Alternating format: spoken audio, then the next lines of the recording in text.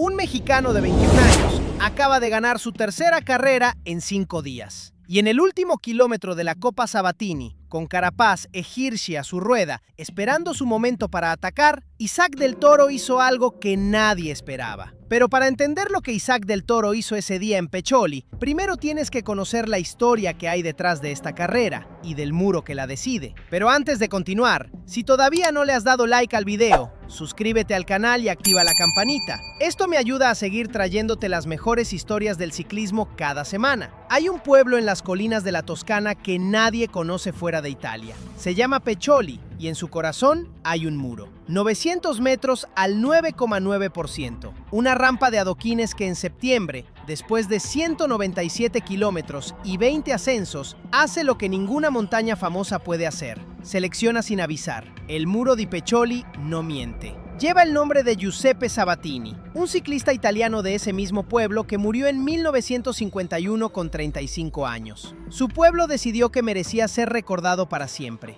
73 ediciones. Mark Hirschi la había ganado en 2023 y en 2024. Nadie la había ganado 3 veces consecutivas. Y el 11 de septiembre de 2025, el pelotón llegó a Pecholi con ese dato en la cabeza. Para entender lo que estaba a punto de pasar, hay que entender en qué momento llegaba Isaac a esta carrera. 5 días antes, el domingo 7 de septiembre, Isaac del Toro había ganado el GP Industria y Artillanato en Larciano. 3 días antes, el miércoles 10 de septiembre, había ganado el Giro de la Toscana en solitario, dejando a Michael Storer a 10 segundos. Y ahí estaba, en la línea de salida de Pecholi, con 2 victorias en las piernas de esa misma semana, mirando el muro que tenía que subir 3 veces antes de que terminara el día. El pelotón lo sabía. Mark Hirschi, el suizo del Tudor que venía a defender su título 2 años consecutivos, lo sabía. Y Richard Carapaz, el ecuatoriano del EF Education, también lo sabía. Pero Carapaz no era un nombre cualquiera para Isaac del Toro. 4 meses antes, en la penúltima etapa del Giro de Italia, en el Colle delle Finestre, los dos se habían bloqueado mutuamente mientras Simon Yates se escapaba y ganaba el Giro. Ninguno quiso colaborar, ninguno quiso ponerse al frente, y Yates se fue con la maglia rosa mientras ellos se miraban.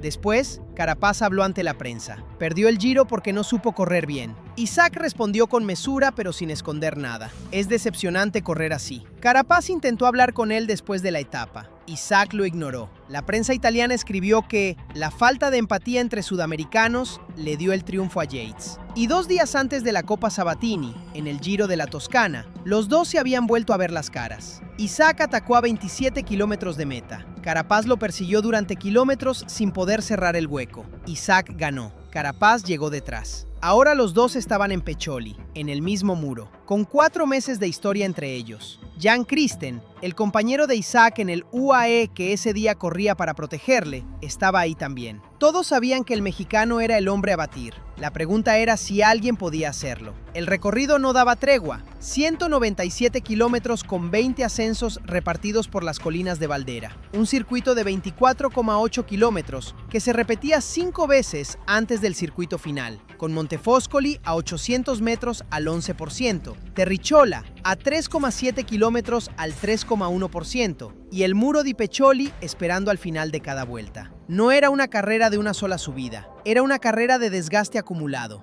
de golpes que se van sumando hora tras hora hasta que el cuerpo empieza a pagar la cuenta. La bandera cayó y desde los primeros kilómetros la carrera se movió. Edgar Cadena, el joven ciclista mexicano del Petrolike, se metió en la fuga del día junto a Samuel Esocarato, Valentín Retalló y otros corredores. Un compatriota de Isaac abriendo el camino mientras el campeón esperaba detrás, guardado por sus gregarios, rodando en el grupo sin gastar un vatio de más. La fuga llegó a tener más de 2 minutos de ventaja sobre el pelotón. Kilómetros de trabajo en cabeza, de viento en la cara, de colinas que no se acaban. Lo que hizo Cadena ese día no fue solo una fuga, fue una declaración. A 39 kilómetros de meta, cuando los demás fugados ya estaban soltando la rueda y entregándose al pelotón, Cadena lanzó un ataque, solo. Intentó abrir hueco dentro de la propia fuga. No se dio, no miró atrás. Durante kilómetros, mientras el pelotón de Isaac se acercaba a 10, 9, 8 segundos, el mexicano de la Ciudad de México seguía empujando hacia adelante.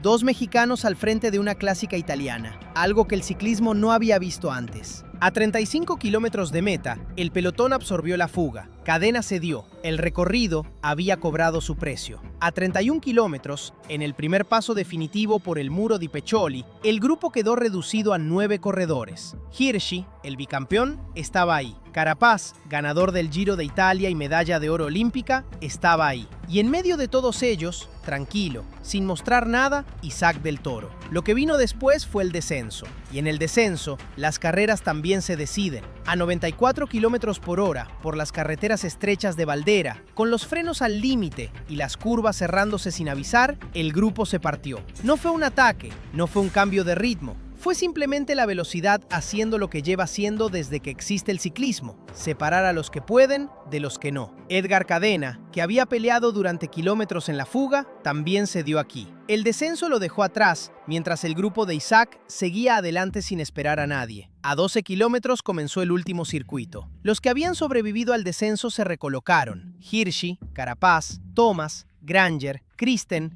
Scaroni, Tesfazion. Un puñado de corredores que representaban lo mejor del pelotón ese día. Y en medio de todos, con los lentes de sol puestos y la misma expresión de siempre, Isaac del Toro. A 11 kilómetros de meta, Jan Kristen atacó. El suizo del UAE lanzó un movimiento que parecía de Isaac, pero no lo era. Era una trampa, una maniobra para desgastar a los rivales, para obligarles a gastar energía persiguiendo un ataque que no era el definitivo. Jefferson Cepeda lo neutralizó. El grupo se recompuso, pero el daño estaba hecho. Los que habían perseguido a Kristen llegaron al último circuito con las piernas un poco más cargadas que antes. A 7 kilómetros de meta, el grupo todavía estaba compacto. Hirschi, Kristen, Del Toro, Thomas, Carapaz, Granger, Scaroni, Tesfazion. Los mejores del día. Los que habían sobrevivido a 190 kilómetros y 20 ascensos. Todos mirándose, todos esperando que alguien moviera primero. En el ciclismo, ese momento de silencio antes de que todo explote tiene un nombre. Se llama la trampa. El momento en que todos saben que la carrera se va a decidir en los próximos kilómetros y nadie quiere ser el primero en mostrar las cartas. Isaac del Toro no mostró nada. A 6 kilómetros de meta, el mexicano atacó. Un movimiento limpio, calculado, sin teatro. No fue un sprint. Fue una aceleración sostenida, el tipo de esfuerzo que requiere saber exactamente cuántas fuerzas te quedan y hasta dónde puedes llegar. Benjamin Thomas, el francés del Cofidis, respondió.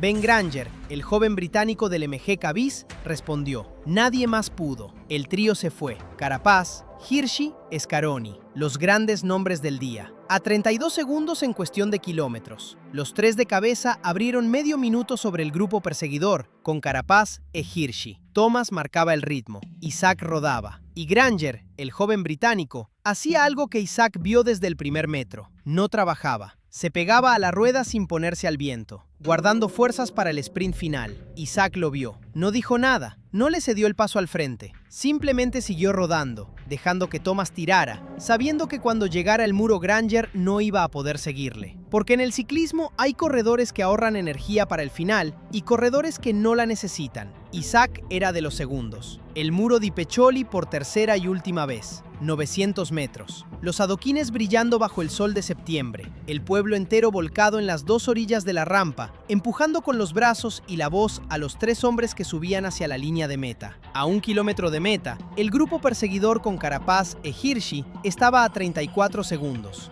Demasiado lejos. La carrera ya era entre tres: Thomas, Granger e Isaac. El francés sabía que tenía que hacer algo antes de que llegaran los metros finales. Sabía que en un duelo directo con Isaac no tenía opciones. Intentó endurecer el ritmo desde la base del muro, subir la intensidad, obligar a los otros dos a sufrir antes del momento decisivo. Isaac absorbió el golpe sin cambiar el gesto, sin abrir la boca, sin acusar nada. Su cara era la de alguien que lleva 197 kilómetros esperando exactamente este momento y que sabe, con la certeza tranquila de quien no tiene dudas, que todavía le queda lo suficiente. Thomas miraba de reojo. Granger ya no tenía piernas para mirar nada. A 400 metros de meta, Thomas se puso al frente. Último intento. Y entonces llegaron los 400 metros de Isaac. Isaac del Toro atacó. No fue el sprint de alguien que llega con las piernas frescas al final de un kilómetro llano. Fue el ataque de alguien que ha estado esperando ese momento durante 197 kilómetros, que ha calculado cada vatio que ha gastado y que sabe que en ese instante exacto tiene más que los demás. seco, definitivo, sin vuelta atrás. Thomas intentó responder, sus piernas dijeron que no. Granger ya estaba fuera de la ecuación. Isaac se levantó del sillín, miró hacia la cima del muro que tenía delante y cruzó la línea de meta con los brazos abiertos, solo, en Pecholi, ante los ojos de un pueblo que lleva 73 años viendo ganar a los mejores ciclistas del mundo en este muro y que ese 11 de septiembre vio algo diferente.